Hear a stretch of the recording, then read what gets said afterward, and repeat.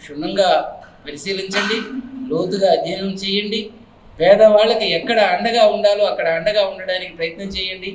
నిధులు చాలా వస్తాయి. ఒకరోజే రాష్ట్రం అంతా పెట్టామని చంకలు కొట్టుకోవద్దు. నిదానంగా ప్రతి గ్రామ సచివాలయంకి ఎంపీడీఓని, ఈఓఆర్డీని, సెక్రటరీస్ని, ఇంజనీరింగ్ అసిస్టెంట్ని, ప్రజాప్రతినిధుల్ని అందరినీ పిలవండి. ఏ పార్టీ అయినా అందరినీ పిలిచి అక్కడి నుంచేటువంటి వర్కులు తీసుకుంటే ఖచ్చితంగా 10,000 కోట్లకు సంబంధించినటువంటి మనం అడగడానికి పనికి ఉపాధి హామీలో మనం అడగడానికి అవకాశం ఉంటుందని చెప్పేసి చెప్తున్నాను. ఇంకొకటి ఏం చేశారంటే, ఈ రెడ్ బుక్ రాజ్యాంగంలో అసలు పంచాయతీ కార్యాలయాల్లోనే కాకుండా ప్రైవేటు స్థలాలలో కూడా, వాళ్ళ సొంత ఇళ్లల్లో, కాంపౌండ్లలో కూడా ఈ